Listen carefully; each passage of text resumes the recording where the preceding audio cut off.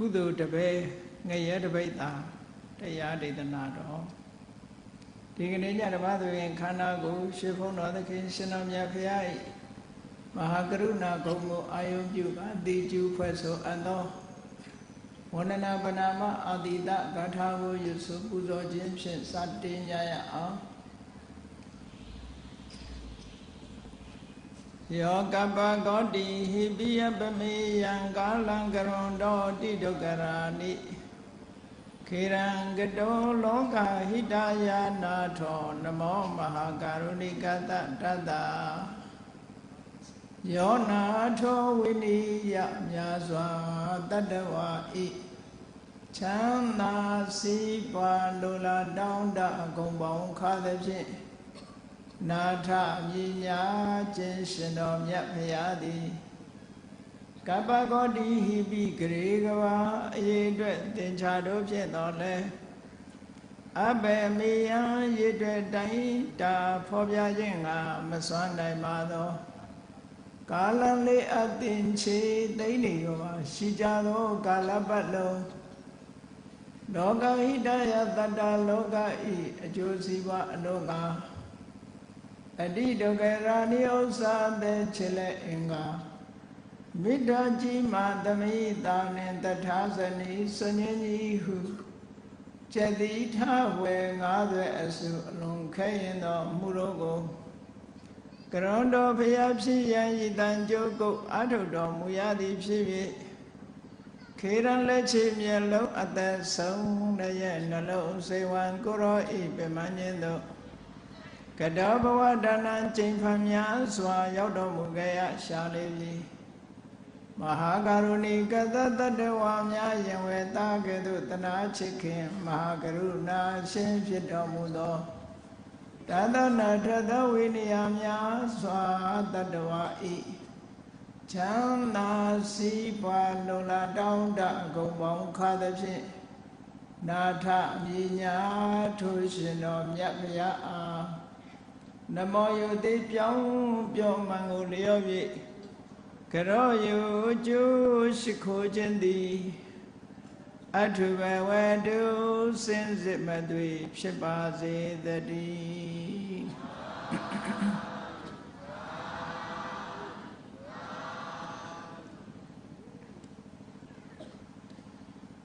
ကုသိုလ်တပည့်ငရဲတပိဋ္ဌာဗမာစကားပုံထဲမှာအလုံးကြားဖို့ကြလိမ့်မယ်ဒီစကားလုံးလေးရှိတယ်ကုသိုလ်တပည့်ငရဲတပိဋ္ဌာဆိုတာလုပ်တဲ့အလုပ်ကတော့ကုသိုလ်ရေးလုပ်ငန်းကိုလုပ်တယ်သို့တော့အကုသိုလ်အမှုတွေကများလာတဲ့အခါကျတော့ရလိုက်တဲ့ကုသိုလ်ကတပည့်သားလောက်ရပြီးတော့ကျန်တာတွေကငရဲအတွက်ဖြစ်စေတတ်တဲ့အကုသိုလ်တွေကပဲများသွားတယ်ဒီလိုအမျိုးမရှိဘူးလားလို့ဆိုရှိတယ်လောကကြီးမှာကုသိုလ်လုပ်ပေမဲ့လို့ကုသိုလ်ဆိုတာလုပ်တတ်မှကုသိုလ်ဖြစ်တယ်မလုပ်တတ်ရင်အကုသိုလ်တွေလည်းဖြစ်တတ်တယ်အဲ့ဒါကြောင့်မို့လို့ဘုန်းကြီးတို့တရားချစ်ခင်သူတော်စင်ပြိဿတ်တို့ရှေးဥစွာဒါဟာကုသိုလ်လားဒါဟာအကုသိုလ်လားဒါကိုသိဖို့လိုတယ်အခုဒီစကားပုံမှာကုသိုလ်တပည့်ငရဲတပိဋ္ဌာလို့ဆိုငရဲတပိဋ္ဌာလို့ပြောတာကအကုသိုလ်မှန်လို့ရှိရင်ငရဲတရိစ္ဆာန်ပြိတ္တာအတူရကယ်လို့ခေါ်တဲ့အပယ်လေးပုံမှာအကျိုးပေးတတ်လို့ငရဲကြစေတတ်တဲ့အကုသိုလ်ကံလို့ရည်စူးပြီးတော့ငရဲလို့ပြောတာအရာစကားမှလည်းပြောလို့ရှိတယ်မဟုတ်လားဒါလို့ရင်ငရဲကြည့်သလားအကုသိုလ်ဖြစ်သလားလို့မေးတဲ့လူကအလွန်နည်းတယ်ငရဲကြီးသလားပဲမေးတယ်ဒါငရဲမကြီးဘူးဆိုရင်လောက်ကောင်းလုပ်လိုက်ပါနော်ငရဲကြီးမှတော့ကြောက်တော့ကြောက်သားပဲသို့တော့ငရဲကြီးတယ်ဆိုတာအပြစ်ကြီးတာကိုပြောတာအဲ့တော့အပြစ်ကြီးတယ်ဆိုတာအကုသိုလ်ဖြစ်တာကိုပြောတာကုသနာမှာအကုသိုလ်ဖြစ်လာလို့ရှိရင်အကုသိုလ်ဖြစ်တိုင်းတော့ငရဲကြတာမဟုတ်ဘူးဘယ်ကြပဲဖြစ်ဖြစ်သူ့တိုင်းတာနဲ့သူရှိလောက်ဆောင်ချက်တွေမှာအကုသိုလ်ချင်းတူပေမဲ့လို့ဆိုပါစို့လောဘဖြစ်ထားခြင်းတူပေမဲ့လို့ မြတ်စွာဘုရားကမှဒီလောဘဟာဘယ်ထိအောင်အကျိုးပေးမယ်ဆိုတာဘုရားပဲသိတယ်ဘုရားသိတယ်ဆိုတာဖြစ်ပေါ်လာတဲ့လောဘရဲ့အင်နာကြီးတွေပတ်ဝန်းကျင်အခြေအနေတွေထို့လောဘဖြစ်ပေါ်ရာဖြစ်တဲ့ပုဂ္ဂိုလ်ရဲ့အနေအထားတွေဒီလိုဘက်စုံကြည့်ပြီးတော့မှဆုံးဖြတ်ချက်ချဒီတိုင်းပြောလို့မရဘူး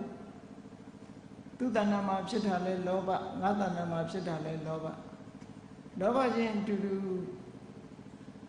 အလုံးဟာ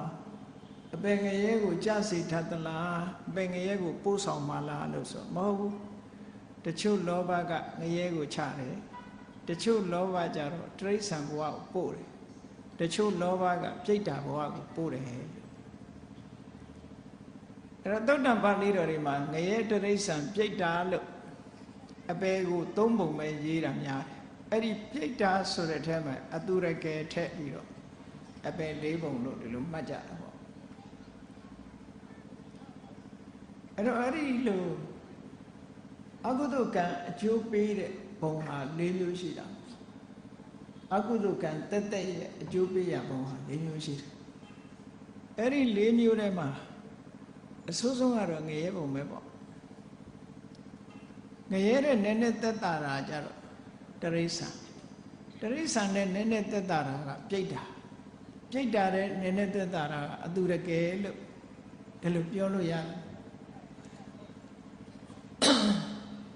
အဲ့တော့အကုသိုလ်ကံတွေထဲမှာကိုလှုပ်တဲ့လူရဲ့အတိုင်းအတာလှုပ်တဲ့လူရဲ့အနေအထားလှုပ်သူရဲ့တဏ္ဍာမှာဖြစ်ပေါ်လာတဲ့အနေအထားဖြစ်ပေါ်လာတဲ့အကုသိုလ်စိတ်ရဲ့စွမ်းအားပတ်ဝန်းကျင်အခြေအနေဒါတွေကိုကြည့်ပြီးတော့သိနိုင်တာဘုရားမှသိတယ်ဒါကြောင့်မို့မြတ်စွာဘုရားကတော့မမှန်ကန်ကန်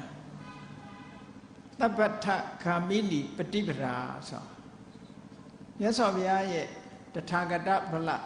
ဘုရားရှင်တို့ရဲ့အင်အား10မျိုးထဲမှာတပ္ပထဂာမိနိပฏิပဒါတဲ့ဘယ်ဘဝရောက်မယ်ဆိုတဲ့အကျင့်လှုပ်ဆောင်ချက်တွေနဲ့ပတ်သက်ပြီးတော့သူ့ရဲ့လှုပ်ဆောင်ချက်ဟာတော့ဘယ်ဘုံကိုပို့မှာပဲလို့ဆိုတာမြတ်စွာဘုရားကရှင်းလင်းပြီးတော့ဟောကြားနိုင်တယ်ကျန်တဲ့ပုဂ္ဂိုလ်တွေကရှင်းလင်းပြီးတော့မဟောကြားနိုင်ဘူးတဲ့ဘုရားကလွဲပြီးတော့ကျန်တဲ့ပုဂ္ဂိုလ်တွေကအတိအကျမပြောနိုင်မြတ်စွာဘုရားသခင်ကိုရောမြတ်ကတော့အတိအကျပြောတယ်။ဘာဖြစ်လို့ပြောနိုင်တာတုံးလို့ဆိုအခြေအနေအရရက်ကိုမြတ်စွာဘုရားမှာကုံစင်အောင်သိတယ်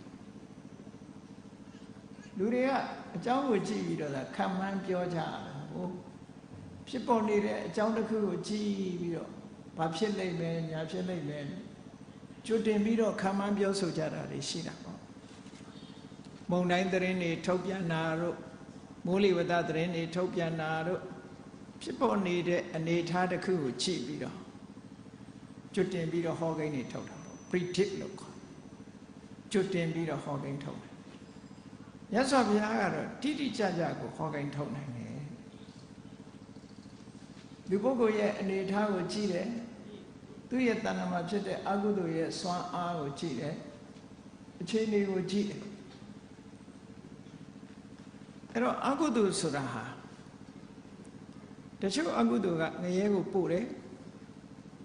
အဲ့ဒီငရဲပို့နိုင်တဲ့အကုသိုလ်ကဘယ်လိုအတိုင်းအတာထိရှိသလဲဆိုတာမြတ်စွာဘုရားဆုံးဖြတ်တယ်ဒီဝရနဲ့ပတ်သက်ပြီးတော့မြတ်စွာဘုရား predict လုပ်တာကျွတ်တင်ပြီးတော့ဟောကိန်းထုတ်တာပါအာပါယိကောဒေဝတ္တတော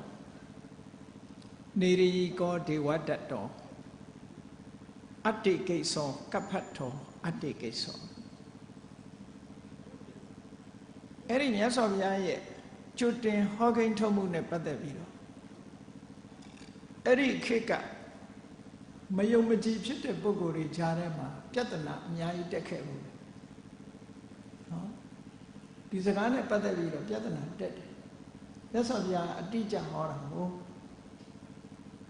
ဒေဝရနဲ့ပတ်သက်ပြီးတော့ဒေဝရကြီးဟာ definitely မြတ်စွာဘုရားပြောတာ အပေပုံဖြစ်မှာတဲ့ငရဲကြမှာငရဲမှာတကဘာပတ်လုံးခံရလိုက်မယ်အတ္တိကိစ္စပြင်လို့မရတော့ဘူးကုစားလို့မရတော့ဘူးလို့မြတ်စွာဘုရားဒီစကားကိုမရှိဒေဝရရဲ့လှုပ်ဆောင်ချက်တွေနဲ့ပတ်သက်ပြီးတော့မြတ်စွာဘုရားအဲ့ဒါလိုဟောတာရှိအဲ့လိုဟောတော့ယဟန်တန်ဃာတွေထဲမှာတင်ပဲဘုရားစကားကိုတန်တရားဖြစ်တဲ့ပုဂ္ဂိုလ်တွေပေါ်ခဲ့ဘူးတဲ့နော်ဘုရားရဲ့တပည့်သားထဲမှာကိုပေါ်ဘာဖြစ်လို့ဒေဝရနဲ့ပတ်သက်ပြီးတော့အတိအကျဟောကိန်းထုတ်နိုင်ရတယ်လေလို့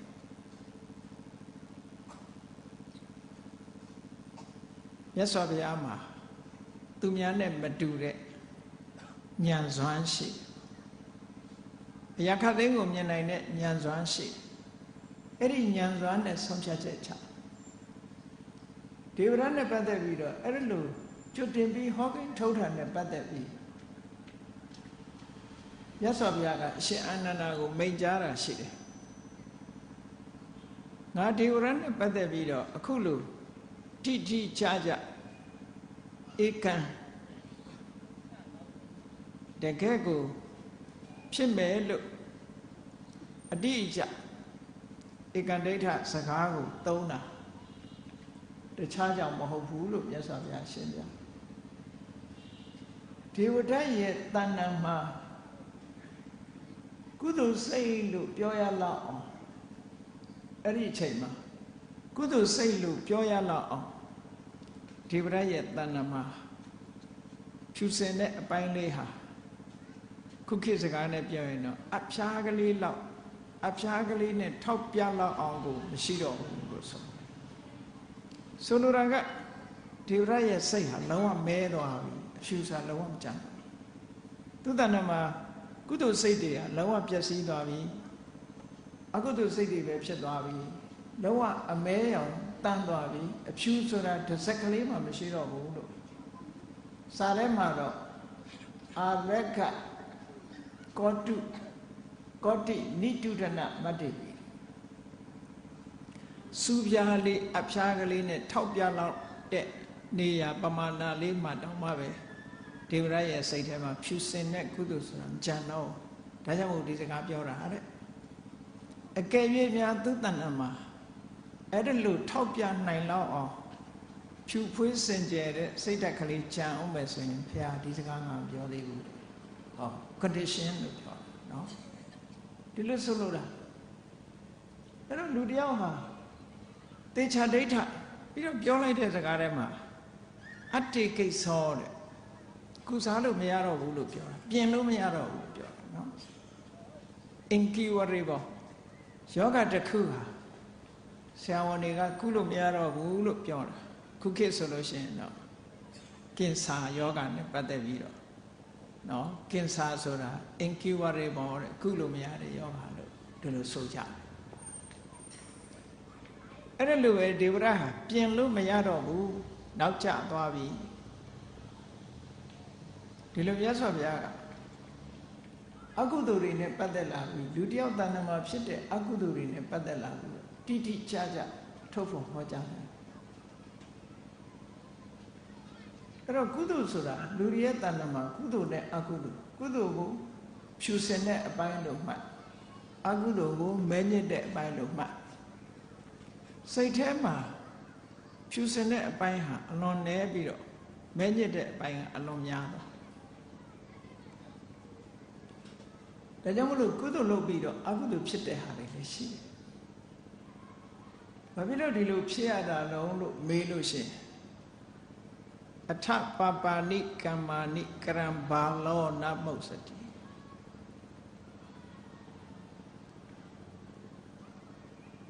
သူကကရံဘာလောနဘုတ်စတိအကုသိုလ်လုံးနေတဲ့ဒီစဉ်းစားဉာဏ်ကင်းမဲ့တဲ့ပုဂ္ဂိုလ်တယောက်ဟာတဲ့ကိုအကုသိုလ်လုံးနေတာကိုပဲအကုသိုလ်လုံးနေတယ်ဆိုတာမသိဘူးတဲ့မသိတော့သူဆက်လုပ်တာဒီလိုဆိုတေဟိကမ္မေဟိဒုံမေတောအခိတတောဝတ္ပတိ မီးလောင်ခံရတဲ့လူဟာတကယ်လုံးပူသွားတယ်လို့တကယ်လုံးကျွမ်းသွားတယ်လို့ကိုလှုပ်တဲ့လှုပ်ရက်တွေကအကျိုးပေးပြီဆိုရင်တော့ဒုက္ခရောက်ပြီဓမ္မပဒဂါထာမှာမြတ်စွာဘုရားဟောတာလောကမှာဘာလဆိုတဲ့ပုဂ္ဂိုလ်စဉ်းစားဉာဏ်ကင်းမဲ့တဲ့ပုဂ္ဂိုလ်တွေကများသောအားဖြင့်ဘာလအရာရာမှာအသိဉာဏ်ကိုရှေ့သွားမထားသည့်အတွက်ကြောင့်အကုသိုလ်ဖြစ်ပေမဲ့လို့အကုသိုလ်ကိုကုသိုလ်ထင်တယ်ကုသိုလ်ကိုကြတော့အကုသိုလ်ထင်နေတယ်ဒီကနေ့ခေတ်မှာအမှန်တမ်းကြောက်စရာကောင်းတဲ့သေချာစဉ်းစားကြည့်အကုသိုလ်လုံနေတဲ့ပုဂ္ဂိုလ်တွေဆိုပါစို့ပါဏာတိပါဒအမှုကိုပြုနေတဲ့ပုဂ္ဂိုလ်တွေကုသိုလ်ရတယ်ထင်လို့လုပ်တာအကုသိုလ်မှန်သိလို့လုပ်တာမဟုတ်ဘူးတပ်ဖြတ်ပြီးတော့ရင့်နှံပူဇော်တဲ့ပုဂ္ဂိုလ်တွေသွားမေးကြည့်မြတ်စွာဘုရားလက်ထက်တုန်းကသာသတ်ရစ်တွေဆိုတာရှိရစ်တွေပူဇော်တဲ့ထဲမှာသဗ္ဗစတုကရစ်တို့သဗ္ဗအထကရစ်တို့သဗ္ဗတတကရစ်တို့သဗ္ဗတတကရစ်တို့ဘာလို့ထားတော့ဆိုရင်အသေးဆုံးရစ်ပူဇော်မှုကဘာလဲဆိုရင်တတ္တဝါတွေတတ်တာပဲဘုရားလက်ထက်ကတစ်ချိန်တုန်းကရစ်ပွဲတွေဆိုတာထင်ရှားစွာပေါ်လာခဲ့တတ်နိုင်တဲ့ပုဂ္ဂိုလ်တွေကရစ်ပွဲတွေကျင်းပါတယ်ဘယ်သူကိုပူဇော်တာတုံးဆိုတော့သူတို့နတ်တွေကိုနတ်ဖရာတွေကိုပူဇော်တာပေါ့သဗ္ဗစတုကရေဆိုတာဘာပြောတာလဲဆိုရင်နွားကစတုကဆိုတာ၄ခု၄စုံ၄ခု၄ခုနွား၄ကောင်တတ်တဲ့ထဲမှာနွား၄ကောင်ပါမယ်စိတ်၄ကောင်ပါမယ်သိုး၄ကောင်ပါမယ်သိပ်ပြီးပိုက်ဆံတတ်နိုင်တဲ့လူကြလူ၄ယောက်ပါသေးတယ်ဟောတတ်ပြီးတော့အဲ့ဒီသွေးနဲ့ပူဇော်တာရစ်ပလင်ပါဒါမြတ်စွာဘုရားလက်ထက်တုန်းကအမှန်တမ်းခေတ်စားခဲ့လို့အလုံးကြောက်ကြလိမ့်မယ်အိမ်မက်တွေတောင်မဲ့မြောက်မဲ့မဲ့တဲ့ဘုရင်ကြီးအကြောင်းလေကောသလမင်းကြီးစာအိမ်မက်တွေတောင်မဲ့မြောက်မဲ့ရှောင်းမဲ့ခုခေတ်လည်းအိမ်မက်တွေတောင်မဲ့မြောက်မဲ့တဲ့လူတွေရှိကောင်းရှိတယ်အဲ့ဒီအိမ်မက်တွေမက်တဲ့အခါကျတော့ဒီအိမ်မက်တွေရေရာခြေရမယ်ဘာလို့ရမလဲဒီအိမ်မက်တွေရဲ့အကျိုးဆက်မကောင်းဘူးရေရာခြေမှဖြစ်ဒါဖြင့်ရေရာခြေဘာလို့ရစ်ပူဇော်ရဘယင်ဆိုတော့တတ်နိုင်တော့အများကြီးရစ်ပူဇော်ရမှာပေါ့သဗ္ဗတတကစိတ်အကောင်တရားတတ်ရမယ်နွားအကောင်တရားတတ်ရမယ်စသဖြင့်ပေါ့ရစ်ပွဲကြီးကြီးလုပ်ပြီးတော့ဒါအလှူဒါနလို့ဆိုပြီးတော့ရစ်ပွဲတွေလုပ်တာပဲမြတ်စွာဘုရားလက်ထက်ကအဲ့လိုလုပ်တာယဉ်ညလို့ခေါ်တယ်ယဉ်ညကိုစကလုံးကယဇဆိုတာကလာတာဖြစ်သောကြောင့်ယဇကိုယဇလို့မသုံးတော့ဘဲနဲ့စက်တက်ပြီးတော့ဗမာပြည်ကရစ်လို့ခေါ်လိုက်တာရစ်ယဇရေးတဲ့အခါမှာရပ်ပလက်ဇာခွဲနဲ့ရေးရယဇရစ်အဲ့ဒီရစ်ပူဇော်မှုဆိုတာတွေဟာတစ်ချိန်တုန်းကအလုံးကိုခေတ်စားခဲ့မြတ်စွာဘုရားကဥဆောင်ပြီးတော့အဲ့ဒီစနစ်ကြီးပျောက်သွားအောင်ထို့သုတ်တန်တွေမှာဟောခဲ့တာနဲတာမဟုတ်ဘူးရစ်ပူဇော်မှုရဲ့မကောင်းကျိုးတွေအဲ့လိုရစ်ပူဇော်တဲ့ပွဲတွေဟာမမှန်ကန်ဘူးအကုသိုလ်တွေဖြစ်တယ်ဒီအကုသိုလ်ရဲ့အကျိုးတွေကိုခံရမယ်မြတ်စွာဘုရားကိုယ်တိုင်ကဟောခဲ့လို့နောက်ဆုံးကြတော့အိန္ဒိယနိုင်ငံမှာဟိန္ဒူတွေအတိုင်းပိုင်းမှာရစ်ပူဇော်မှုဆိုတာပျောက်ကွယ်သွားတယ်ပျောက်ကွယ်သွားပြီးတော့အခုကျတော့သားကောင်တွေကိုမတတ်ဘူးအဟိန္တာမညှင်းဆဲရဘူးဆိုတဲ့တရားထွန်းကားပြီးတော့နောက်ဆုံးမှာတတ်တလွတ်စားတဲ့အနေအထားတစ်ခုထိအောင်ရောက်လာတယ်ပေါ့အိန္ဒိယနိုင်ငံဒီလိုရှိခဲ့ဒါကြောင့်မို့၅ပါးသီလထဲမှာမြတ်စွာဘုရားကအရေးကြီးဆုံးပါဏာတိပါတာဝေရမဏိသိက္ခာပဒံသမာရိယာမိဆိုတာကိုခြေခံပြီးတော့ဟောတာအဲ့ဒီပွဲတွေလူတွေရှောင်အောင်လို့ဒီဟောတာဒါဖြင့်အဲ့ဒီရစ်ပူဇော်တဲ့ပုဂ္ဂိုလ်တွေဟာဘာအတွက်လှုပ်ကြတာတုံးလို့မေးလို့ရှိရင်သူတို့မေးရင်ကုသိုလ်ရခြင်းလို့လှုပ်တာကုသိုလ်ရခြင်းလို့လှုပ်တာ အဲ့တော့အစဉ်အလာရ tradition မှာကုသိုလ်ရတယ်လို့အစဉ်အလာဟောပြောလာခဲ့တာရှိတယ်အဲ့ဒီအစဉ်အလာဟောပြောချက်အရာကုသိုလ်ရတယ်နောက်ဆုံးမှာရစ်ပူဇော်လို့ရှိရင်ကောင်းရသူဂတိဘုံရောက်တယ်လို့ကောင်းတယ်ဆိုတဲ့ဆုံးမဩဝါဒစကားဘာသာတရားရဲ့အဆုံးအမကြောင့်ရစ်ပူဇော်မှုလုပ်တာဒါလုပ်ရင်မင်းတို့ငရဲကြမယ်ဆိုရင်ဘယ်သူမှမလုပ်ဘူးညီမမလုပ်ဘူးကောင်းမယ်ထင်လို့လုပ်တာသို့သောကောင်းမယ်ထင်လို့လုပ်တဲ့အလုပ်တစ်ခုသည်ကုသိုလ်အလုပ်မဖြစ်လာလို့ရှိရင်ထင်တဲ့အတိုင်းမဖြစ်ဘူးပေါ့ဆိုပါစို့ချိုးချိုးအေးအေးမွေးမွေးလေးလှုပ်ထားတဲ့အစိတ်ဒါတောက်လို့ရှိရင်မအိုမနာမသေးဟောဒါတောက်လိုက်လို့ရှိရင်အမျက်ရည်စင်တောက်ရတယ်လို့ရသက်ပံကျမ်းပါတယ်လို့တရားရောက်ကပြောတာနန်းကြည့်လိုက်တော့လည်းပဲမွေးနေတယ်အရသာလေးကလည်းချိုးတယ်ဆိုတော့မအိုမနာမသေးခြင်းလို့တောက်လိုက်တာရှားပေါ်လေးရောက်သွားရောလူကိုဒုက္ခပေးတာအဲ့ဒီစိတ်အဲ့တော့အစကတည်းကမင်းဒီစိတ်တောက်ရင်သိမယ်ဆိုရင်စိတ်ကောင်းရှိတဲ့ပုဂ္ဂိုလ်တယောက်စိတ်ထားပဂရိစိတ်ရှိတဲ့ပုဂ္ဂိုလ်တယောက်လူကမတောက်သိကျင်တဲ့လူကတော့တောက်မှာပေါ့နော်သိကျင်တဲ့လူကတော့စိတ်တောက်သေးတာရှိတာပေါ့သူကသိကျင်နေတာဟိုကျမ်းမမဲ့လို့ထင်လို့တောက်တဲ့ပုဂ္ဂိုလ်တွေဟာစိတ်မှမသိလို့တောက်အဲ့ဒါလိုပဲကုသိုလ်ရတယ်လို့ဆုံးမဩဝါဒလမ်းညွှန်ချက်ကိုအကြောင်းပြုပြီးတော့ဒါကိုကုသိုလ်ရတဲ့လုပ်ငန်းတစ်ခုအနေနဲ့လုပ်ကြတယ်ကောင်းတယ်ထင်လို့လုပ်တယ်အဲ့ဒီလုပ်ရရဲ့အကျိုးပေးမှုမြတ်စွာဘုရားဘယ်လိုဟောတော့ဆို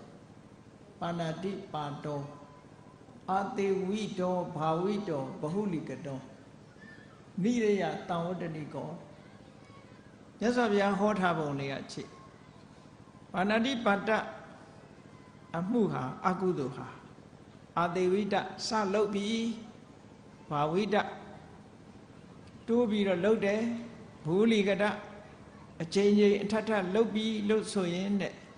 နိရယတံဝတ္တနိကောငရဲဘုံမှာဖြစ်စေနိုင်တယ်တဲ့တိရိစ္ဆာနတံဝတ္တနိကောတရိစ္ဆာန်ဘုံမှာဖြစ်စေနိုင်တယ်တဲ့ပေတတံဝတ္တနိကောပြိတ္တာဘုံမှာဖြစ်စေနိုင်တယ်တဲ့ယောတဗ္ဗသောလဟုသောအပ္ပယုကတံဝတ္တနိကောအပေါ်ဆုံးအပြစ်ကလေးနဲ့ဆိုရင်အသက်တူတတ်တယ်တဲ့ဟောပါဏာတိပါဒရဲ့အပေါ်ဆုံးအပြစ်ဟာအသက်တူခြင်းပဲအဲ့ဒါတရားဒီလိုဟောတာဓမ္မကန်တဲ့လမ်းကြောင်းတစ်ခုကိုမြတ်စွာဘုရားရှင်းပြီးတော့ကျန်တဲ့အကုသိုလ်တွေလည်းဒီလိုပဲပေါ့သို့သောလောကလူတွေဟာဒါကုသိုလ်လားဒါအကုသိုလ်လားဆိုတာဘာလပုဂ္ဂိုလ်တွေမသိဘူးမသိတော့သူတို့ကကောင်းတယ်ထင်လို့ပဲလုပ်တာပဲမကောင်းဘူးထင်ရင်ဘယ်သူမှမလုပ်ဘူးဒါကြောင့်မို့မြတ်စွာဘုရားဒီဒေသနာတော်မှာအထပါပါဏိကမ္မာဏိကရံပါလောနပုစတိစဉ်းစားဉာဏ်ကင်းမဲ့နေတဲ့လူတယောက်ဟာတဲ့ကိုမဟုတ်တာတွေမကောင်းတာတွေအကုသိုလ်တွေလုပ်နေရင်ကငါအကုသိုလ်တွေလုပ်နေတာပါလားလို့မသိဘူးတဲ့အကျိုးပေးပြီဆိုမှအမလေးအလိုလေးနဲ့ဒုက္ခရောက်တာတဲ့ဒီလိုဆိုလို့တာနော်ဒါကြောင့်မလို့ဘုန်းကြီးတို့တွေဟာဒါကုသိုလ်လားဒါအကုသိုလ်လားဆိုတော့မမကန်ကန်သိရှိနားလည်ဖို့အမှန်တမ်းအရေးကြီးတယ်လူဘဝရလာလို့ရှိရင်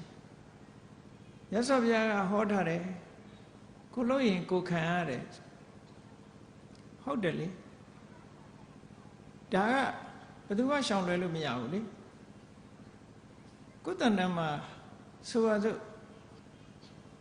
အိတ်ချိုင်ပြီးပိုးတွေ့ပြီဆိုလို့ရှိရင်ကိုယ်ပဲခံရတာပဲသူများခံမှာမဟုတ်တာယောဂဖြစ်ပြီဆိုလို့ရှိရင်သာသမီမှာယောဂဖြစ်ရင်အမေကငါအမျှပေးနင်သက်သာအောင်လုပ်လို့ရမှာရဘူး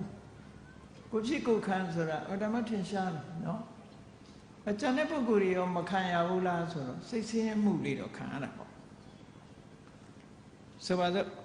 မိဘုံနာကတ်ရင်နည်းနည်းတော့ပူတာပေါ့အဲတော့ပူမှာပေါ့ကိုမိသားစုထဲမှာအကုသိုလ်များတဲ့လူတယောက်ရောက်လာရင်တော့အပူလေးတော့ကူးဆက်တာပေါ့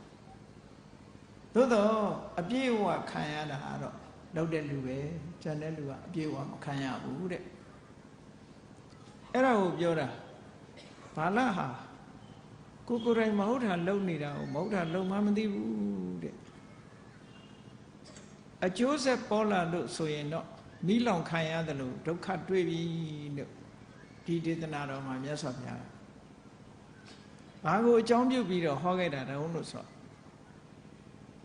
မြတ်စွာဘုရားလက်ထက်မှာလည်းပဲအလွန်ဆိုးတဲ့အခြေအနေတွေလူမိုက်တွေရှိတာလူဆိုတာဘယ်ခေတ်မှာပဲရှိတာပဲပညာရှိတဲ့လူနဲ့ပညာမဲ့တဲ့လူအမြဲတမ်းရှိတာအေးပညာမဲ့တဲ့ပုဂ္ဂိုလ်ရဲ့လောက်ရကတစ်မျိုးပညာရှိတဲ့ပုဂ္ဂိုလ်ရဲ့လောက်ရကတစ်မျိုးပညာမဲ့တဲ့ပုဂ္ဂိုလ်ရဲ့အတွေးကတစ်မျိုးပညာရှိတဲ့ပုဂ္ဂိုလ်ရဲ့အတွေးကတစ်မျိုးဒီနှမျိုးကပေါင်းစပ်လို့ရနိုင်တဲ့အနေအထားမရှိဘူးမြတ်စွာဘုရားလက်ထက်ဘုရားဟာ25နှစ်သတင်းသုံးခဲ့တဲ့နေရာကြီးပေါ့တာဝတိမြို့စေတော်ဝန်ကျောင်းတာဝတိမြို့ကိုအမိပြုပြီးတော့မြတ်စွာဘုရား25နှစ်တောင်နေခဲ့တာဘယ်နေရာမှာဒီလောက်အကြာကြီးမနေဘူးမြတ်စွာဘုရားစေတော်မျိုးတော်တွေဆောက်လုပ်ထားတဲ့ဒီကျောင်းတော်ကျောင်းတောင်မှဒီလောက်ကြာကြီးနေတာမရှိဘူးပေါ့အဲတာဝတိမှာတော့မြတ်စွာဘုရားအကြာကြီးနေကြာကြီးသတင်းသုံးတယ်အဲ့ဒါလို့ဘုရားအကြာကြီးသတင်းသုံးတဲ့တာဝတိမြို့ကလူတွေဟာအကုန်လုံးပညာရှိတွေကြီးပဲဖြစ်သွားသလားလူယဉ်ကျေးတွေကြီးပဲဖြစ်သွားသလားလို့ဆိုမဖြစ်ဘူးလူဆိုးလူမိုက်တွေအများကြီးပဲအများကြီးရှိတာပဲအဲ့တော့ဘာလနက္ခတ္တဆိုတဲ့သူတို့မှာလအလိုက်နက္ခတ်ပွဲတွေရှိတယ်ပေါ့နက္ခတ်ပွဲတွေရှိတယ်ဘယ်နက္ခတ်နဲ့တွေ့ရင်ဘာလို့ဘယ်နက္ခတ်နဲ့တွေ့ရင်ဘာလို့နက္ခတ်အလိုက်ဆိုတော့လာပြီနေ့မှာဒါ lunar calendar ခေါ်ပေါ့ lunar system လနဲ့ပတ်သက်ပြီးတော့ဒီလာပြီလာကွယ်ကောင်းကင်ကမွန်းဆိုတဲ့လာကြီးရဲ့အနေထားကိုကြည့်ပြီးတော့လူတွေရဲ့ရက်တွေတွက်ကြတယ်လာပြီနေ့ဆိုတာဟာသူကလမှာအစိတ်အပိုင်း16ခုရှိတယ်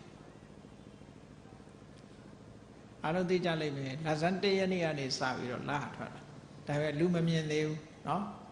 တခါတလေတော့လေကြည်လင်မြင်ကောင်း2ရက်နေ့ဆိုရင်မြင်ပြီ3ရက်နေ့ကျတော့ဗမာစကားတော်ရှိသေးတယ်မဟုတ်လား3ရက်လခုံးမြက်စတယ်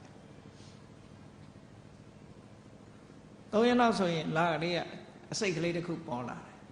အဲ့ဒီလိုအစိတ်ပေါင်းလမှာအဲ့ဒါကိုအစိတ်ကိုကလာလို့ခေါ်တယ်အဲ့ဒီအစိတ်ပေါင်း16ခုပြည့်သွားပြီဆိုရင်လဝိုင်းဆက်သွားတယ် full moon လို့ခေါ်တာဝိုင်းသွားတယ်ဒါမို့လို့လာပြီနေ့ထွက်တဲ့လတဲ့လာပြီကျော်တရက်နေ့ထွက်တဲ့လပိုဝိုင်းဆက်တယ်လို့ဆိုကလာပြည့်သွားတယ်လို့ပြော16ရက်ဆိုလကလာပြည့်စိတ်ပိုင်း16ခုနဲ့ပြည့်အဲ့ဒီလာပြီနေ့မှာတလနဲ့တလမတူဘူးကဆုံလလို့ဆိုလို့ရှိရင်စိတ်တရနက္ခတ်နဲ့လနဲ့ဟာရှင်ပြီးတော့ထွက်လာလာပြီနေ့ဟာစိတ်တရနက္ခတ်နဲ့ရှင်ပြီးတော့ထွက်လာတကူးလာဆိုလို့ရှိရင်စိတ်တရနက္ခတ်နဲ့ရှင်ပြီးတော့ထွက်လာဗမာပြက်ကလေးကိုကြည့်တကူးလာကစတယ်စိတ်တရနက္ခတ်နဲ့ရှင်တယ်ကဆုံလကြတော့ဝိတာခာနက္ခတ်နဲ့ရှင်တယ်ဒါကြောင့်မို့ကဆုံလကိုဝိသတ်လို့ခေါ်ကြတယ်ဝိသခဝိတာခဆိုတဲ့စကားလုံးကိုမြတ်တခြားနိုင်ငံတွေမှာသုံးလုံးနဲ့အတန်ကတော့ဝိသတ်ဒါမို့ဝိသတ်ပွဲဆိုတာကဆုံလာပြီနေပွဲကိုပြောနက္ခတ်နဲ့နာမည်ပေးထားတာပါဠိဘာသာမှာလည်းပဲတကူးလာကိုပါဠိလိုစိတ်တလို့ခေါ်တယ်ဘာဖြစ်လို့တော့ဆိုရင်စိတ်တရနက္ခတ်နဲ့လာပြီဟာရှင်းတယ်လာပြီနေဟာရှင်းပြီးတော့ထွက်လာစိတ်တရနက္ခတ်လို့ခေါ်တယ်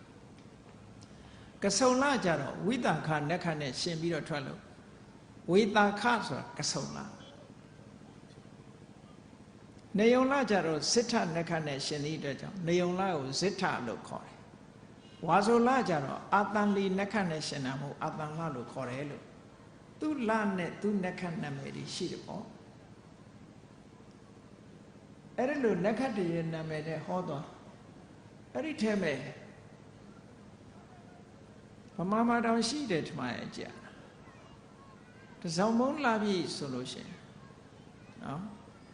တစောင်းမုံလာပြီဟာစောရနက္ခဆိုပြီးတော့တစောင်းမုံလာမဟုတ်တရုပ်လာပြီနေမှာမဟုတ်တရုပ်လုပ်တဲ့လူတွေအများကြီးရှိတယ်ဆိုင်ဘုတ်တွေဟိုရွှေ့ဒီရွှေ့တယ်ဗမာပြည်မှာလည်းလောက်ကြတာတွေရှိတယ်ပေါ့နော်အဲ့ဒီတစောင်းမုံလာပြီနေလည်းဖြစ်ချင်ဖြစ်မှာပေါ့စားထဲမှာတော့ဘယ်လလို့တော့မပြောဘူးဘာလနက္ခတ္တလူမိုက်တွေရဲ့ပွဲလန်းတဲ့ပင်ကျင်းပတဲ့နက္ခတ်ပွဲတဲ့ပင်ရှိတယ်တဲ့သူတို့စီမှာဆိုရင်တလတစ်ခါနက္ခတ်ပွဲတွေလုပ်ကြတယ်ပေါ့ပူဇော်ပွဲတွေလုပ်ကြတယ်အဲ့ဒီထက်မဲ့သူကဒီသူတို့ကိုးကွယ်တဲ့ဟာကလည်းပဲအမျိုးမျိုးရှိတယ်ကောင်းတဲ့ဟာရှိတယ်လို့မကောင်းတာရှိတာအဲ့ဒီတချို့နက္ခတ်ကြတော့လူတွေကဘာလုပ်လဲဆိုရင်ဘာလနက္ခတ်ကြသူတို့အဆိုရအဲ့ဒီနေ့ဆိုရင်ဘာလုပ်တော့ဆိုရင်ပါဇက်ကရုပ်ရုပ်မာစကားတွေပြောကြတာအိမ်တိုင်းလိုက်ပြီးတော့ရုပ်ရုပ်မာစကားတွေမကြောက်ဝမနာသာစကားတွေပြောကြတယ်ဟဲ့တော်ကြပါတော့ဆိုပြီးပတ်စံလေးပေးလိုက်လို့ရှိရင်ထွက်သွားကြပတ်စံမပေးမချင်းတော့မဟုတ်တရုပ်တွေပြောကြတာပဲတဲ့အဲ့တော့စာထဲမှာတော့အတ္တဘိဝါစာဆိုတာလူကြားထဲမှာကြားမကောင်းတဲ့စကားလို့ပြောတာကိုယ့်ကိုယ်သာတွေးကြည့်နော်လူကြားထဲမှာနားထောင်လို့မကောင်းတဲ့စကားမျိုးတွေကိုပြောတယ်တဲ့ရုပ်ရုပ်မှစကားတွေပြောတယ်အဲ့တော့အိမ်တိုင်းကပတ်စံပေးလိုက်တဲ့အခါကျတော့အဲ့ဒီပတ်စံယူပြီးတော့တောက်စားပျော်ပါကြတာဘယ်နည်းကြာတော့ဆို9ရက်ကြာဘုရားလက်ထက်ကမြတ်စွာဘုရားတောင်မှပဲ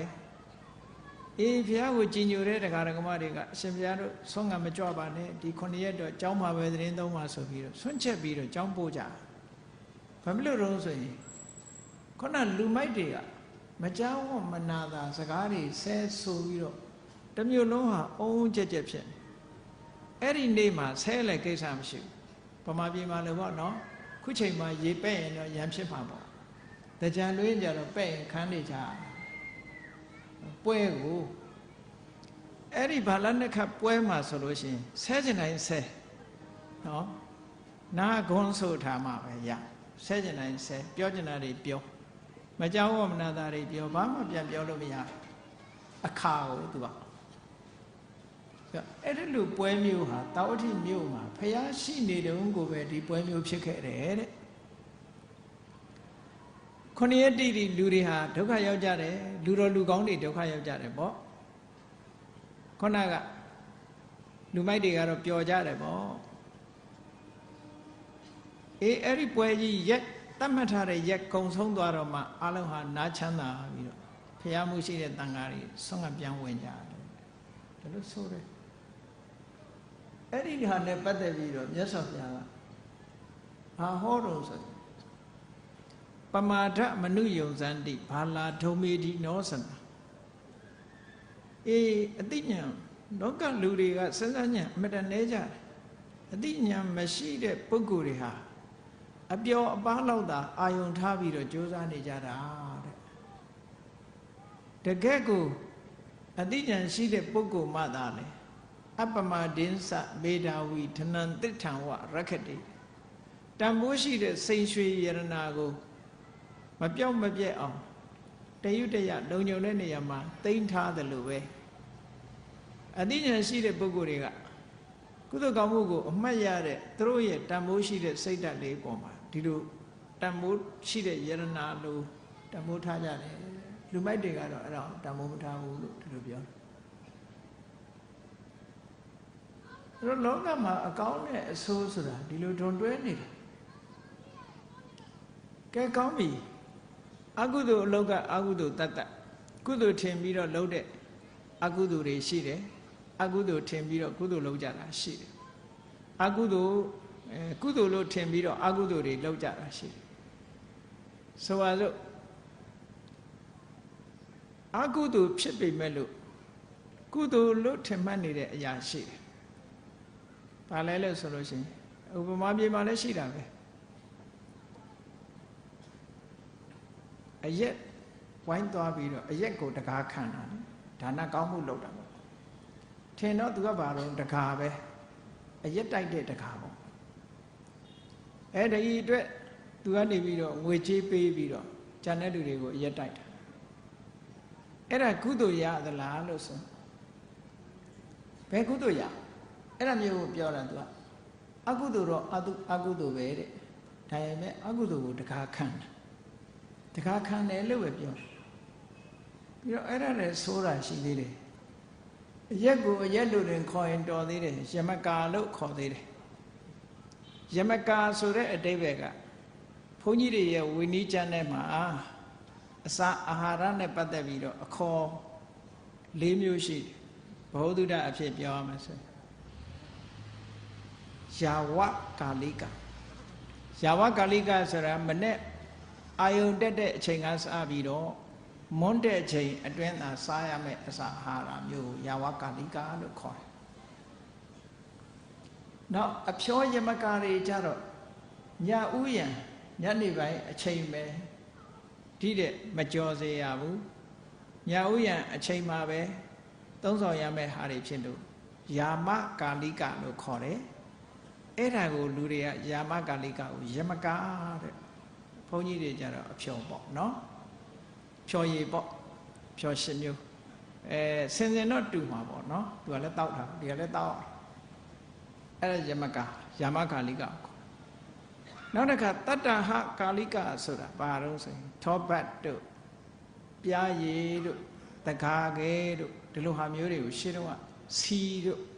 ဒါတွေကိုသူကတခါဘုန်းကြီးတွေအကတ်ခံထားလို့ရှိရင်9ရက်သိမ်းထားလို့ရ9ရက်သုံးလို့ရအဲ့ဒါကြတော့တတ္တဟကာလိကလို့ခေါ်တယ်9ရက်သုံးပိုင်ခွင့်ရှိတဲ့ပစ္စည်းတဲ့ဟော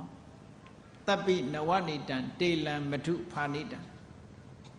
စီထောပတ်ရဲ့စီဥရဲ့ပြားရဲ့တင်းလဲရဲ့နော်အဲ့ဒါတွေကို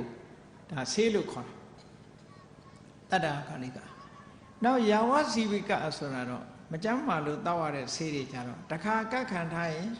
တစ်သလုံးထားတော့ရပြီဆေးဆိုတာတခါကတ်ခံထားရင်ဘယ်ချိန်ဖြစ်ဖြစ်သုံးလို့ရပြီလို့ယာဝဇီဝိကလို့ခေါ်တယ်အဲ့တော့ဘုန်းကြီးတွေရဲ့အသုံးမှာပစ္စည်းနဲ့ပတ်သက်ပြီးတော့အဲ့ဒါလိုရှိတယ်၃မျိုးစားလို့ရတဲ့ပစ္စည်းတောက်လို့ရတဲ့ပစ္စည်းတွေကိုဒီလို၃မျိုးခွဲထားတယ်ထမင်းတို့မုန့်တို့နော်စားစရာတောက်စရာထမင်းဟင်းမုန့်ဆွမ်းဟင်းမုန့်တွေမနေ့စာစားမယ်အသီးတွေအဲ့ဒါတွေကယာဝကာလိကအဖြောယမကာကယာမကာလိကထောပတ်စီဥစတဲ့ဆေးဖြစ်သုံးတဲ့ဟာတွေကတတ္တဟာကာလိကတကယ်ကိုမကြမ်းပါလို့တောက်ရတဲ့ဆေးတွေကြတော့ယာဝစီဝိကကာလိက၄ပါးလို့ခေါ်တယ်အဲ့ဒီထဲမှာယာမကာလိကကိုသွားပြီးတော့ယမကာလို့ဆိုပြီးတော့သုံးတာနော်ဘုန်းကြီးတွေဖြောရည်လို့ဟာမျိုးသုံးအဲ့ဒီယမကာကိုတခါခံလို့ရှိရင်ကုသိုလ်ရသလားလို့ဆိုပါတော့ကိုလှုပ်တဲ့အလုပ်ဟာဟိုတစ်ဖက်သားကိုကောင်းကျိုးချမ်းသာပေးစေတာလားသို့မဟုတ်မကောင်းကျိုးကိုဖြစ်ပေါ်စေတာလားလို့ဒီမေခွန်းမေးကြည့်ပေါ့၅ပါးသီလကိုကျိုးပြည့်စေတာလား၅ပါးသီလကိုလုံစေတာလားလို့မေးလို့ရှိရင်၅ပါးသီလကိုကျိုးပြည့်စေတာပဲအဲ့တော့အကောင်းကိုဖြစ်စေတာလားအဆိုးကိုဖြစ်စေတာလားဆိုအဆိုးဖြစ်စေဒါကြောင့်မလို့အဲ့ဒါမျိုးဟာလူတွေမှာကုသိုလ်လို့ထင်ရပေမဲ့လို့အကုသိုလ်တွေဖြစ်တယ်ပေါ့အဲ့ဒီဌာနမျိုးကအကုသိုလ်ဌာနလို့ဒီလိုဝိနည်း၅ချမ်းထဲမှာပရိဝါဒဆိုတဲ့ချမ်းထဲမှာဒါအတိအကျဆိုထားတာရှိတယ်ပေါ့အဲ့ဒါမျိုးနဲ့အလှတန်းလုပ်လို့ရှိရင်ဟောကုသိုလ်မရဘူးသို့တော့အဲ့ဒီခေတ်ကဒါတွေကိုကုသိုလ်ရတယ်လို့ယူဆတဲ့အယူဆသမားတွေလည်းရှိတယ်ပေါ့ကုသိုလ်လို့ထင်ရပြီးအကုသိုလ်မဖြစ်တာတွေကျန်တာတွေလည်းရှိသေးတယ်ငါကိုအကုန်မပြောတော့ပါဘူးနော်အမျိုးသမီးနဲ့အခန္ဓာတို့ပါတို့ပေါ့ဒါတွေပေါ့အဲ့ဒါလို့ အကုသိုလ်အမှုတွေဒီလိုဖြစ်တယ်အဲ့တော့ကုသိုလ်အကုသိုလ်ဆိုတာခွဲခြားပြီးတော့သိဖို့လိုတယ်ကုသိုလ်အကုသိုလ်ဆိုတာဘယ်မှာဖြစ်တာတုံးဆိုတာလည်းသိဖို့လိုတယ်လောက်တာတော့ကုသိုလ်လုပ်ငန်းမှာပဲကုသိုလ်လုပ်ငန်းလုပ်ပြီးတော့အကုသိုလ်တွေရသွားကြတာရှိတယ်ဘုန်းကြီးတို့မင်းတို့မင်းလက်ထက်တုန်းကမန္တလေးတောင်ရဲ့မြောက်ဘက်မှာမဟာဓမ္မိကာရမရွှေကျင်တိုက်မကြီးဆိုတာရှိတယ်အဲ့ဒီမှာရွှေကျင်တိုက်၅တိုက်အရှိနောက်တန်းပြီးတော့ထားတယ်မင်းတို့မင်းကမန္တလေးတောင်ရဲ့မြောက်ဘက်မှာအဲ့ဒီကျောင်းတိုက်ကြီး၅တိုက်တည်ပြီးတော့ဝက်လက်မြို့နာကရွှေပူသွားတဲ့ဝက်လက်နာမှာရွှေချင်းရွာဆိုတာရှိတယ်ဗမာပြည်ကလည်းရွှေထွက်တဲ့နေရာတွေများပုံရတယ်ဟိုနာကျင်ဒီနာကျင်ရွှေကျင်တဲ့နေရာဒီနာလည်းမတော့ရွှေချင်းရှိတယ်လေဘယ်နေရာကျင်ရွှေထွက်တာပဲဗမာပြည်ရဲ့မြေကရွှေမြေကိုဟုတ်တယ်ဗမာတွေကလည်းကိုယ့်ကိုယ်ရွှေတဲ့ခေါ်ကြတာတင်မောသားတွေဆိုရင်အဲဗမာလူမျိုးတွေကနော်ဗမာလူမျိုးတွေကဘုန်းကြီးတို့တီယိုမာနေတော့ကသိလာတယ်ပေါ့ရိုးရည်တွေကြတော့ရပ်ပက်လက်တဲ့သူတို့ရိုးရည်ကြတော့ရပ်ပက်လက်ဖိလိပ္ပိုင်ကြတော့ဖောက်ထုတ်အိန္ဒိယကလားတွေတီယိုကလားတွေကြကုန်းကလားတွေကျွန်းကလားတွေအဲ့လိုခေါ်တယ်ဗမာကြတော့ရွှေတဲ့ရွှေဘယ်နှယောက်ပါတယ်လို့ပါတော့နော်ကပ္ပတိန်ကြတော့တကြီးတဲ့ခေါ်ဒါသင်္ဘောသားလောကကဝေါဟာရတွေပေါ့တကြီးတဲ့အဲသင်္ဘောသားလုပ်ဖူးတဲ့လူတွေရဲလည်းပါခြင်းပါနေမှာနော်အဲ့လိုခေါ်ကြအဲ့ဒီမှာဗမာပြည်ကရွှေထွက်တာတော့ဟုတ်တယ် golden land ဆိုတာဟုတ်တယ်ရှင်းတော့ကသုဝဏဘူမိဆိုတာလေဗမာပြည်ကိုပြောတာဗမာပြည်ရဲ့ဒေသတစ်ခုသုဝဏဘူမိအားလုံးကလည်းသုဝဏဘူမိကိုမြန်မာလို့ပဲလက်ခံထားကြတယ်ရွှေထွက်တဲ့နိုင်ငံမြေကြီးကရွှေသီးတဲ့နိုင်ငံပေါ့အဲ့ဒါလို့ဘုန်းကြီးတို့တွေရဲ့ဒီနိုင်ငံမှာအခုလို့အခြေအနေတွေကောင်းနေတယ်အခြေအနေတွေကောင်းတယ်အဲ့ဒါလို့အခြေအနေကောင်းတဲ့ထဲမှာမြန်မာလူမျိုးတွေဟာဒီခုနပြောတဲ့ရွှေကျင်တဲ့နေရာတွေပေါ်လို့ရတိုင်းနော်ဖျားဝဲတွေလည်းကျင်းပါတယ်မင်းတို့မင်းလက်ထက်ကအဲ့ဒီရွှေကျင်ရွာကအမှန်တမ်းအနေထိုင်ကောင်းတဲ့ဆရာတော်ကြီးတစ်ပါးဆရာတော်ဥဇာကလာအဲ့ဒီဆရာတော်ကြီးကိုမင်းတို့မင်းကပင့်ပြီးတော့မန္တလေးတောင်မြောက်ဘက်မှာထားကျောင်းအပ်ခုအလုံးကြောက်ကြမှာပေါ့ဒီနေ့ရွှေကျင်ကိုင်းဆိုတာအဲ့ဒီပြောအဲ့ဆရာတော်ကြီးမင်းတို့မင်းကနေပြီးတော့ရွှေကျင်နိကာယရွှေကျင်ကိုင်းဆိုပြီးတော့ခဏဝိမုတ်လုပ်ပြီးတော့ပေးထားတယ်တန်ခါပရိသတ်တွေအလွန်များတယ်ဆရာတော်ကြီးကကြက်မတ်ဆုံးမတော့လူတွေထဲမှာကြီးညိုဝယ်ရကောင်းတော့နန်းတော်ကဆွမ်းကြီးလောင်းပြီဆိုလို့ရှိရင်ဘုရင်နန်းတော်ကဆွမ်းကြီးလောင်းတယ်ဆိုရင်ရွှေကျင်ကတန်ခါတွေအများကြီးပဲ့နော်ဆွမ်းကြီးလောင်းတယ်ဆိုတာရှေးတုန်းကဘုရင်ကလည်းဆွမ်းကြီးလောင်းတယ်အလုံးကြားဖို့ကြလိမ့်မယ်ဆွမ်းကြီးလောင်းတာနဲ့ပတ်သက်ပြီးပြောရမယ်ဆိုလို့ရှိရင်ဆရာတော်ကြီးအမိတ်ရှိဘူးဘုန်းကြီးတို့ရဲ့ဥပ္ပဇ္ဇဆရာကြီးအမိတ်ရှိဘူးနန်းတော်မှာဆွမ်းလောင်းတယ်တဲ့မန္တလေးကတန်ဃာတွေကိုပင့်အခုဒီအလူတွေပိုသိမှာပေါ့ဝါတွင်းဝါဘဆွမ်းလောင်းနေတယ်ဆိုဝိမု ക്തി ဆွမ်းလောင်းတယ်ဆွမ်းလောင်းတဲ့အခါတချို့ကိုရင်လေးတွေကလေးတွေဆိုတော့ရှိမြန်ရောက်ချင်တော့တိုးတာတွေပါရှိမှာပေါ့နော်ခုမှတိုးတာမဟုတ်ဘူးတဲ့မင်းတို့မင်းကြီးလက်ထက်တုန်းကလည်းတိုးတယ်တဲ့ဘုံလောင်းဆိုရင်တိုးတယ်လို့ပြောနော်ဘုံလောင်းတိုးတာမင်းတို့လက်ထက်တုန်းကအဲ့လိုတိုးလို့ဘယ်လိုလုပ်ထားတယ်ဆိုအမှန်တမ်းရင်ကျေးတဲ့ဆင်ကြီးနှစ်ကောင် ခိုင်းတဲ့တိုင်းလှုပ်တဲ့ဆင်ကြီးနှစ်ကောင်စိတ်ချရတဲ့ဆင်ကြီးနှစ်ကောင်အစွဲချင်းရှက်ပြီးတော့ထားတပါးချင်းအဲ့ဒီဆင်စွဲကြားဝင်ရဆင်ကတလန်းနောက်ဆုတ်ပေးလိုက်ရင်အဲ့ဒီကိုတော့ဝင်မတိုးအောင်လို့နော်ဆင်နှစ်ကောင်ကြားကနေပြီးတော့အဲ့ဒီမှာဘုံလောင်းတိုးမှဆိုလို့အဲ့လိုလုပ်တယ်တဲ့ဒါရှစ်မိလိုက်တဲ့ပုံကိုယ်ကြီးပြောတာတကယ်အဖြစ်ပြက်လို့ပြောတာဆင်ကနောက်ဆုတ်ပေးလိုက်တပားကြွလိုက်ဆင်ကနောက်ဆုတ်ပေးလိုက်တပားကြွလိုက်နဲ့နောက်ဆုံးကြတော့နောက်ကကိုတော်တွေကဘာလုပ်တုံးဆိုတော့တပိတ်ဖုံးတဲ့တပိတ်ကိုတီးတာတဲ့ဆင်ကြီးတွေကလန့်ပြီးတော့ထွက်ပြေးသွားမင်းတို့မင်းကြီးကသဘောကျလို့ရည်တဲ့အဲ့ဒီမှာနော်အဲ့ဒါလို့ပြောတာကြားဘူးတယ်ငယ်တော့ဘုရင်ကြီးကလည်းပဲမကြမ်းဆွမ်းကြီးလောင်းတယ်အဲ့ဒီမှာခုနပြောတဲ့ရွှေချင်းဆရာတော်ကြီးကနေပြီးတော့စာရန်လေးတစ်စောင်ထုတ်ခဲ့ဘူးတယ်သူစာရန်လေးရဲ့နာမည်ကကုသိုလ်တပည့်ငရဲတပိတ်သာစာရန်တဲ့ဘာနဲ့ပတ်သက်ပြီးတော့ရေးတာတုံးဆိုလို့ရှိရင်ထိုခေတ်ကဖျားပွဲတွေနဲ့ပတ်သက်ပြီးတော့ရေးထားတဲ့စာရန်ဆရာတော်ကြီးရေးတဲ့ကြပြလေးတစ်ပုဒ်ကဘာတုံးဆိုတနှစ်တစ်ခါငရဲရှာလူရွာဖျားပွဲဖျားပွဲဆိုပြီးတော့ကျင်းပကြတယ်ပွဲလန်းသဘင်တွေနဲ့နော်ဖျားပွဲလို့သာကျင်းပလိုက်တာဖျားရှိခိုးတဲ့လူစားဗဒမနဲလေဖျားပွဲဝယ်ပွဲဘုန်းကြီးတို့တော်မှီလိုက်သေးတယ်ဖျားပွဲဆိုလို့ရှိရင်မြန်မာပြည်မှာဝက်တောင်မှ၃မျိုးရှိတဲ့နော်ဖျားပွဲကြတော့ကျွေးဖို့မွေးထားတဲ့ဝက်ကိုဖျားဝက်လို့ခေါ်တယ်အခုခေတ်ကတော့သူကသူလိုင်စင်တွေပါတယ်နဲ့မို့ဒီလိုမရှိတာဟုတ်နော်ခုလဲအော်ရာပေးတာတွေရှိရင်ရှိမှာပေါ့ဖျားဝက်နောက်ဘုန်းကြီးတွေတန်ဃာတိတ်အဘသင်လို့ကုစားတဲ့အခါပရိဝတ်ဆောက်တည်ပရိဝါဒဆိုအပိုင်းအခြားတစ်ခုအလိုက်ဒန်ထမ်းရတယ်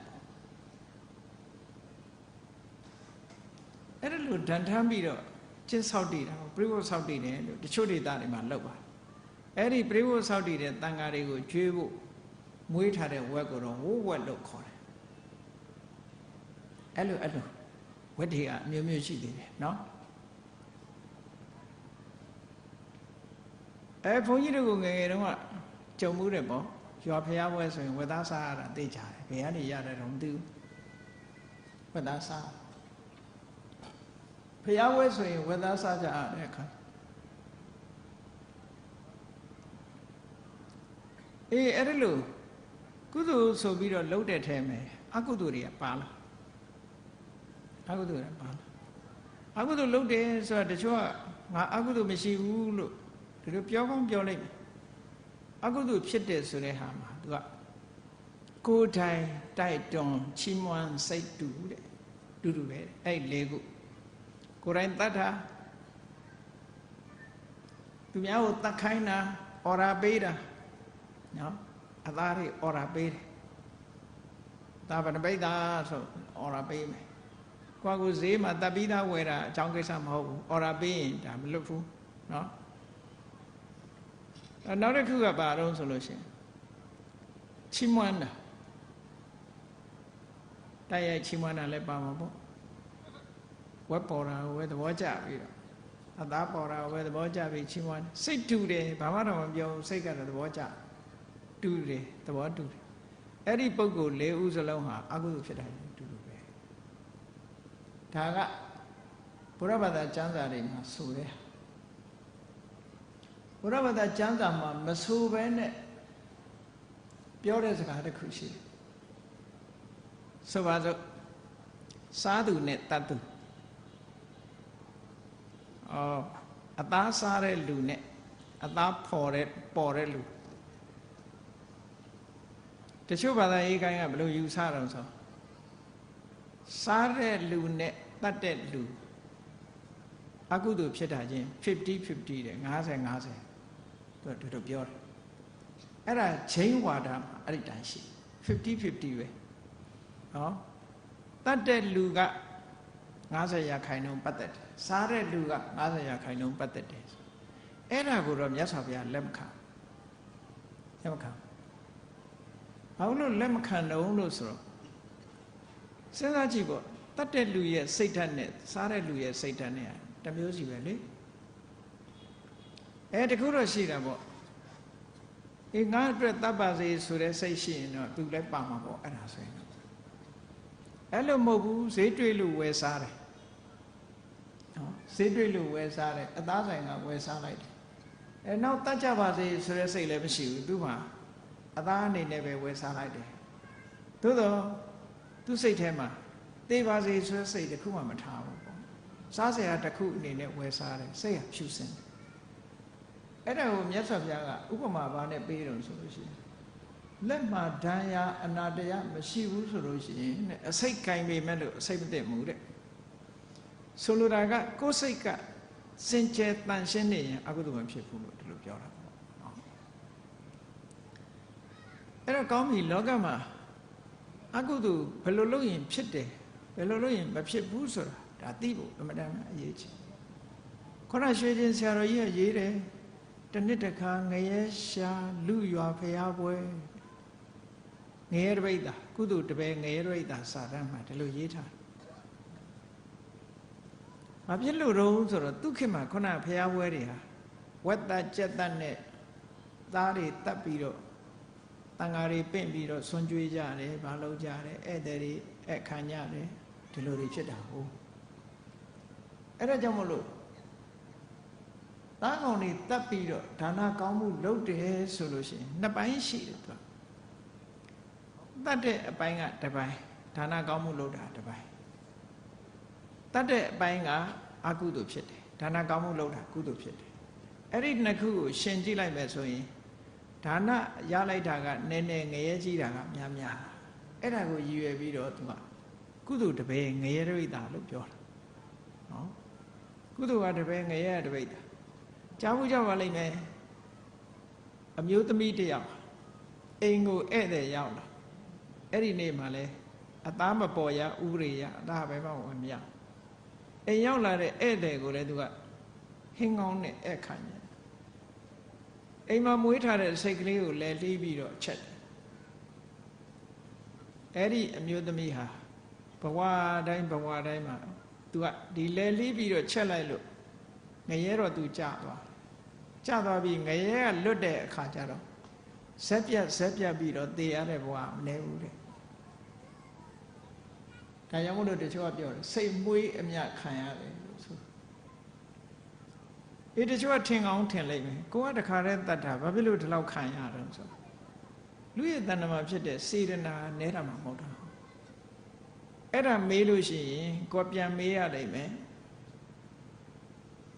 တရားပင်စိုက်တဲ့အခါမှာတစည်းတည်းစိုက်တာအပင်ကသီးတော့တစ်လုံးနဲ့သီးသလားသို့မဟုတ်အများကြီးသီးတာလားတခုတည်းလုပ်ပြီမဲ့လို့အများကြီးရတယ်ဆိုတာထင်ရှားတယ်နော်အများကြီးရတယ်ဆိုတာထင်ရှားတယ်လူရဲ့တဏ္ဍာမှာစိတ်စေတနာတွေကမြောင်များစွာဖြစ်တာလက်ဖြစ်တဲ့အတွင်းမှာဂရေ3သိန်းလောက်ဆိုတော့စေတနာပေါင်းဟာဂရေ3သိန်းလောက်ဖြစ်သွားပြီအဲ့ထက်မဲ့အကျိုးပေးနိုင်တဲ့စေတနာတွေမြောင်များစွာပါတယ်ဒါကြောင့်မို့မြတ်စွာဘုရားကကုသိုလ်ကောင်းမှုလုပ်တဲ့အခါမှာလည်းပဲတိရစ္ဆာန်ကိုလှူလို့ရှိရင်အစတရားတဲ့ကိုချင်းတရားမကောင်းတဲ့လူတယောက်ကိုလှူရင်အစ1000တဲ့ဟောဒီလိုပြောတာနော်အဲ့တော့ခုနကအကုသိုလ်လုပ်တွေလုပ်လို့အကုသိုလ်တွေဖြစ်လာပြီဆိုလို့ရှိရင်လေဒီလိုပဲခံရကဲအဲ့ဒီအမျိုးသမီးကဧည့်သည်ကိုကျွေးမွေးအခက်ညင်တာဒါကုသိုလ်ပဲကျွေးခြင်းမွေးခြင်းတယ်မှန်တယ်ဒါကုသိုလ်သို့သောစိတ်ကလေးကိုတတ်လိုက်တာတော့အကုသိုလ်ပေါ့အဲ့ဒီအကုသိုလ်ကိုခံရတယ်ကုသိုလ်ရဲ့အကျိုးခံရတာဘယ်လောက်မထင်ရှားပဲနဲ့လူဘဝရလာတိုင်းသို့မဟုတ်ဘဝတစ်ခုရတိုင်းဇက်ပြတ်ပြီးတော့သေရတယ်တဲ့အဲ့ဒီအကုသိုလ်ခံလဲရတာအများကြီးခံအဲ့ဒါမျိုးကိုရည်ရွယ်ပြောတာကုသိုလ်တပည့်ငရဲကတပိဋ္ဌာ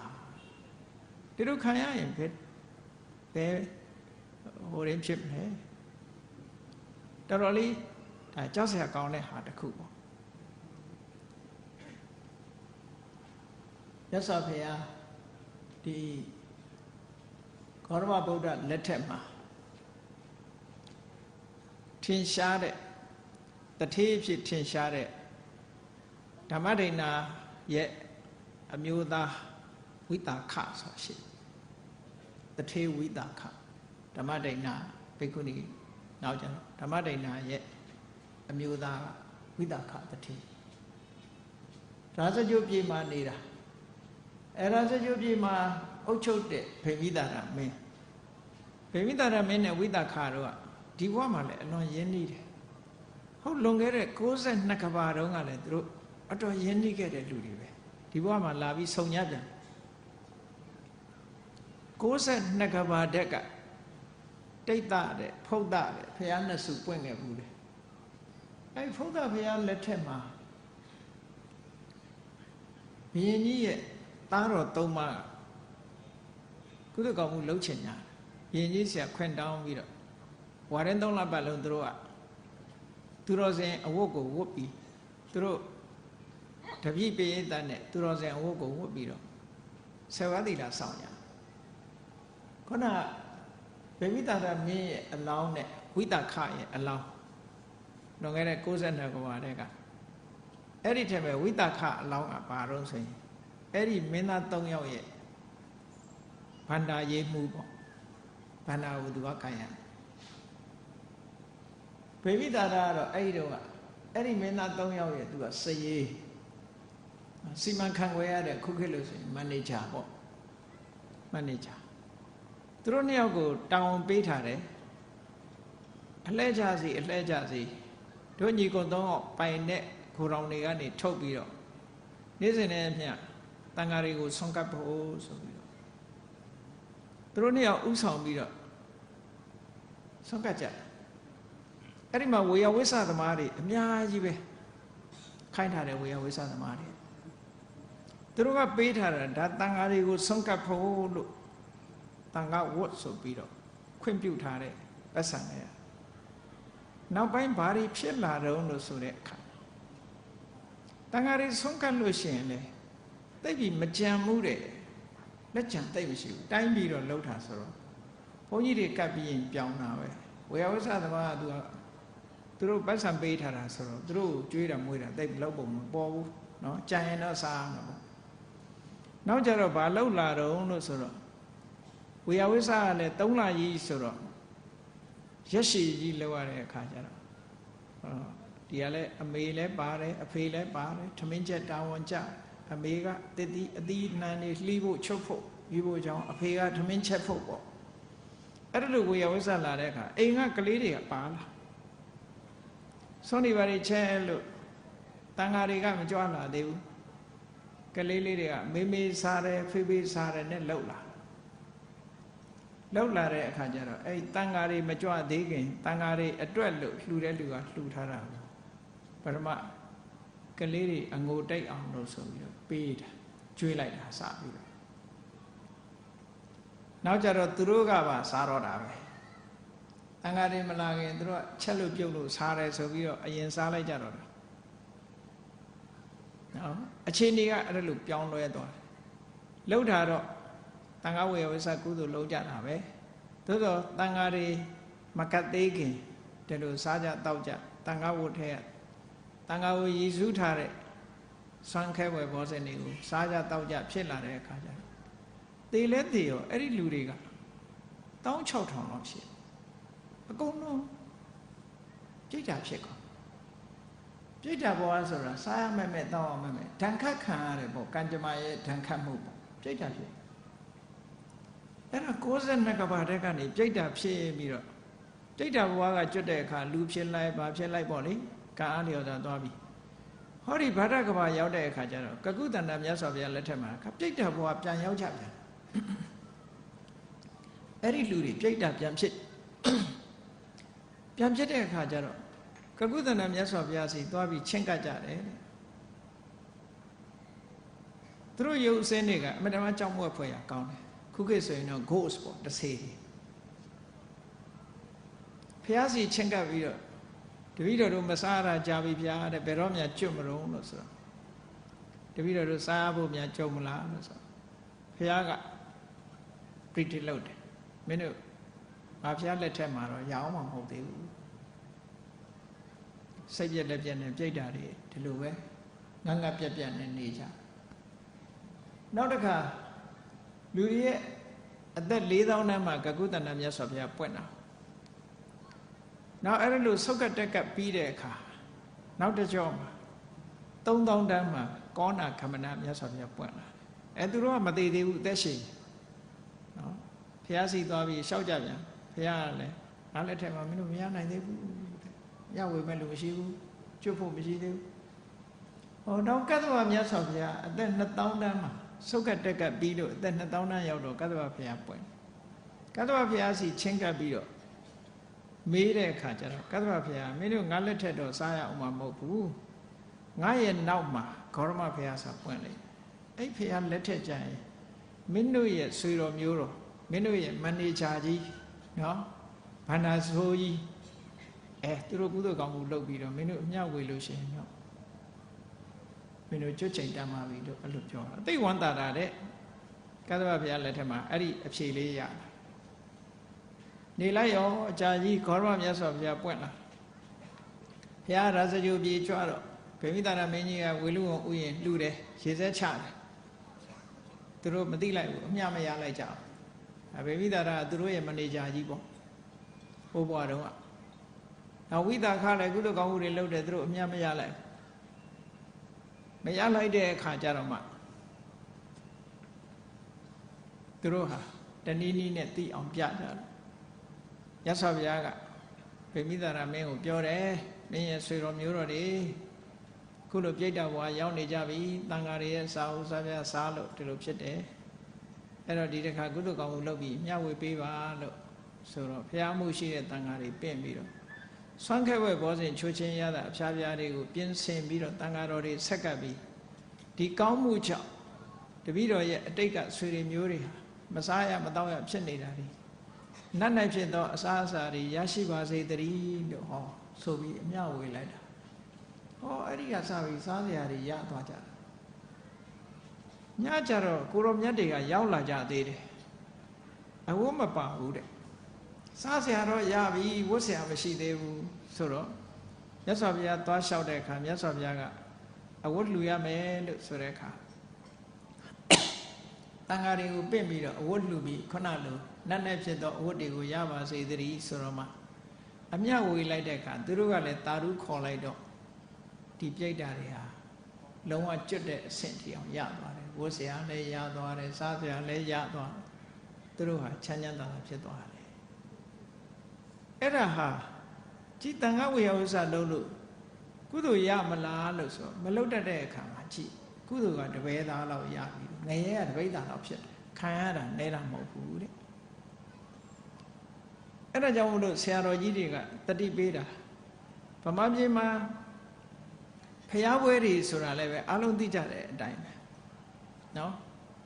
အကောင်မလောင်တွေတတ်ပြီးတော့ဖျားပွဲကျင်းပါတယ်ဇက်ပွဲတွေထည့်ပြီးတော့ကြည်တယ်အေးဇက်ပွဲတွေထည့်ပြီးတော့ကြည်တော့တချို့အရက်တွေမှာပေါ့ကြားဘူးလားတချို့အရက်တွေမြတ်စွာဘုရားရဲ့အလှခံဘုံမှာတစ်နှစ်လုံးရှိတာလူတဲ့လူတွေကတော့ဘုရားရွှေသင်္ကန်းကတ်ရန်တို့လျှက်စင်မီပူဇော်ရန်တို့ဘာတို့ညာတို့ပေါ့နော်သူခေါင်းစည်းလေးတွေရွှေတုံဘုရားပေါ်တက်ကြီးပေါ့တွေ့မှာပေါ့သူခေါင်းစည်းလေးတွေနဲ့သူလှူထားကြတယ်ဂောဘကတွေကဘာလုပ်လဲဆိုလို့ရှိရင်ပွဲငှားတယ်အဲ့ဒီပတ်စံတော့နော်ပွဲငှားတယ်ပွဲငှားပြီးတော့ပွဲကြည့်တယ်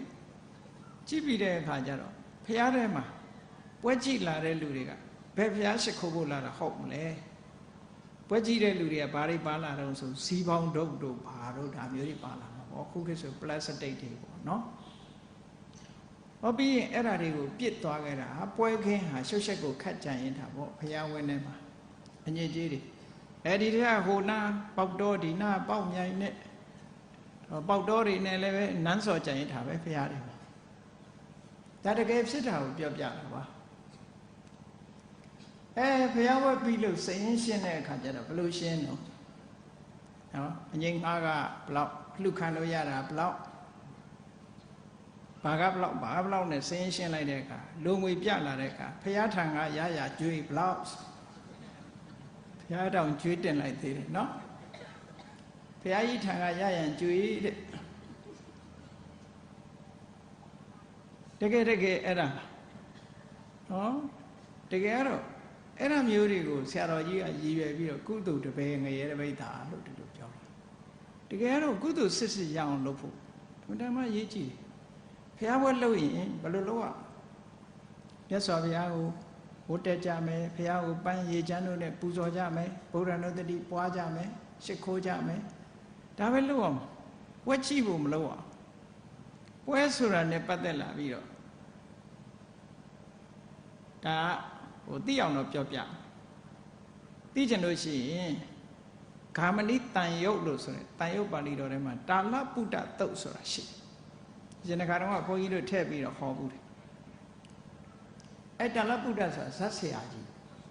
သူဇတ်ပွဲမှာလူတသိန်းပါမတမကြီးကျယ်တဲ့ဇတ်ပွဲကြီးဆောင်ရွက်တဲ့လူတွေလူတသိန်းလောက်ရှိတယ်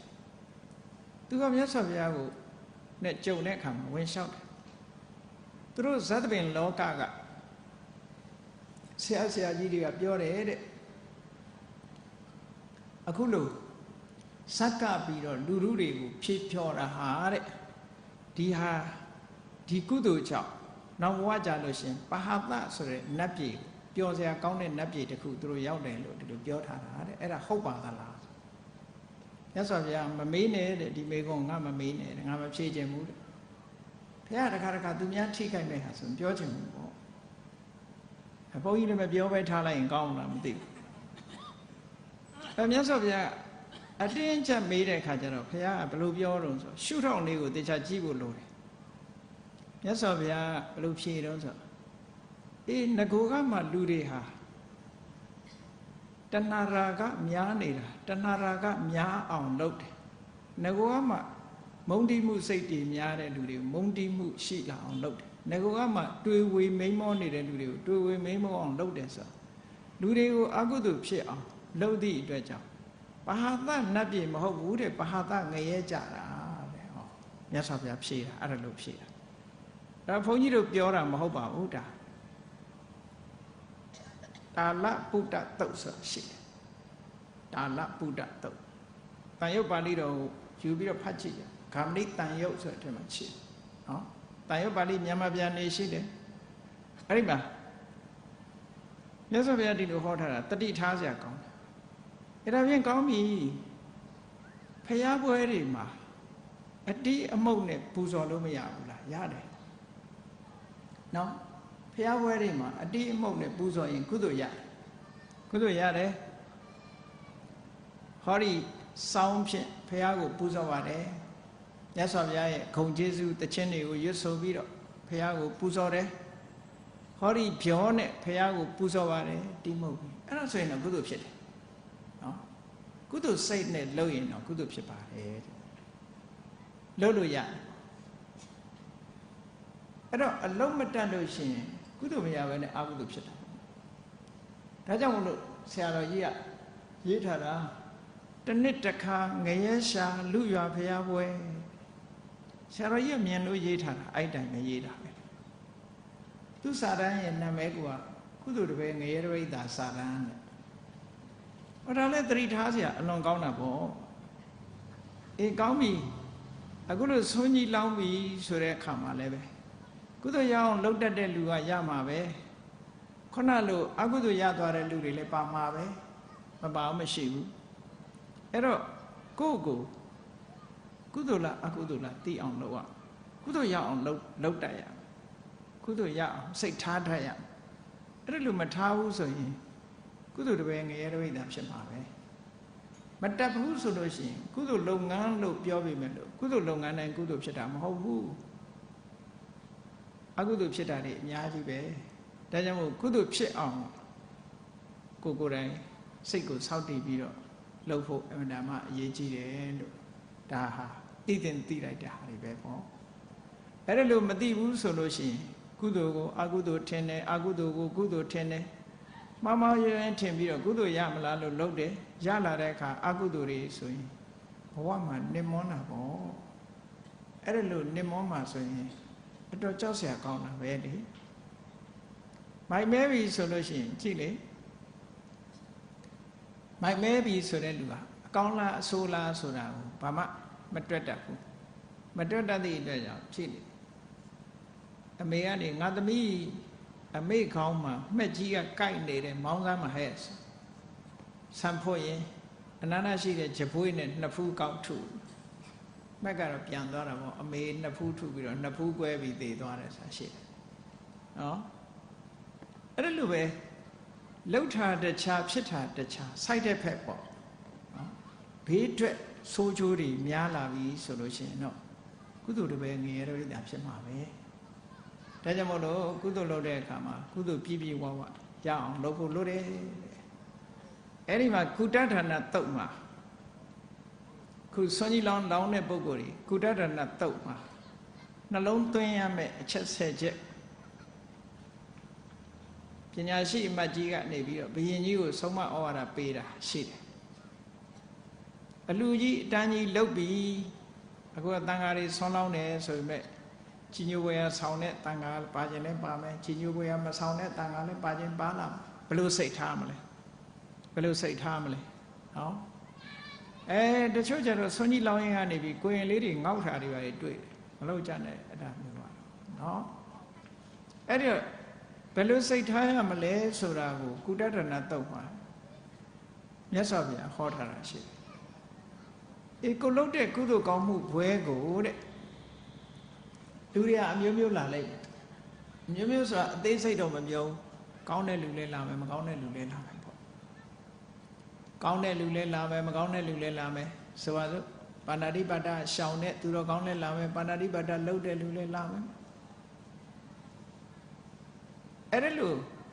လာပြီးဆိုတဲ့အခါမှာတဲ့ဘယ်လိုနှလုံးသွင်းရမလဲဆို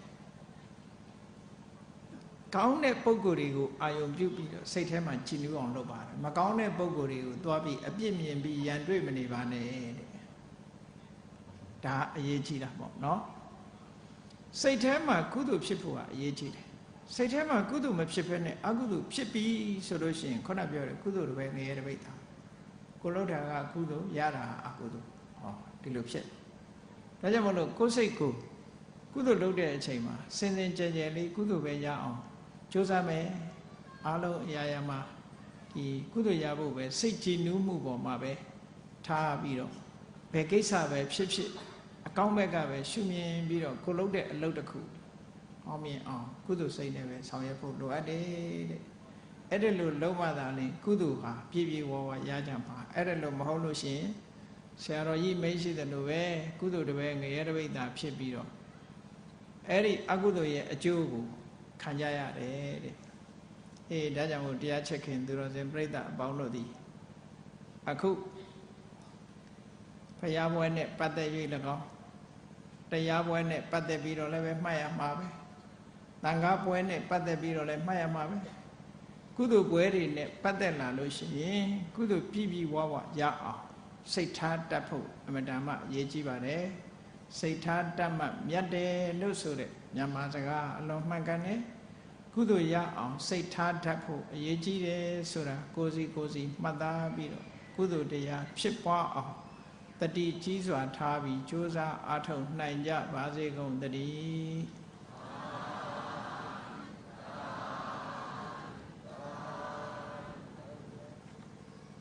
ကဲမေတ္တာပို့ရအောင်တတ္တဝါများစွာ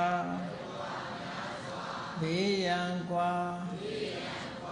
ချမ်းသာကြပါစေ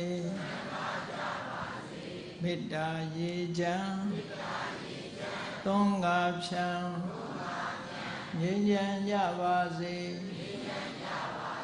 သက်ရှိချမ်းသာစိတ်ချမ်းသာလူရဆန္ဒပြည့်ပါစေဓမ္မောတတံပိဝိတဝါနဝိသာတဗ္ဗေတမုဟတံအစရမရာတိတိဘာဝံနိဗ္ဗာနံယန္တုတာရောဓမ္မောတရံလောဘဒေါသမောဟစိတ်တောက်ကင်းပြောက်ကြည်တရားစေကိုပိဝိတဝဝန္တာရှင်ပြတောက်ကြရနာကြရကုန်သောကြောင့်ဝိသတဗေပူဇာညင်းနောက်ကိလေသာစိတ်တောက်ဟုသမျှတို့သည် သမုဟတာပိန်ကြပဲတွင်ရေမတင်တဲ့ကဲ့သို့ခင်စင်တွင်ပြောင်းပေမရောက်အောင်ပဲဖြောင်းအပ်ကုန်သည်ဟောတုစင်စစ်မသွေဖြစ်ကြပါစေကုန်သတည်းအစရမရံအိုခြင်းလဲကွာ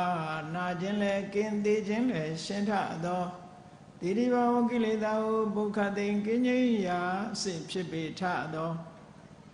နိဗ္ဗာန်နိဗ္ဗာန်ဟုခေါ်အေးမြူတော်သို့သာရောတရားချစ်ခင်စိတ်ကောင်းဝိညာသူတော်ရှင်များတို့သည်ယန္တုပါရမီအစဉ်စဉ်မြင့်တယ်မြင်၍မလင့်ပုံသေးဆက်ရောက်တော်မူကြပါစေကုန်တည်း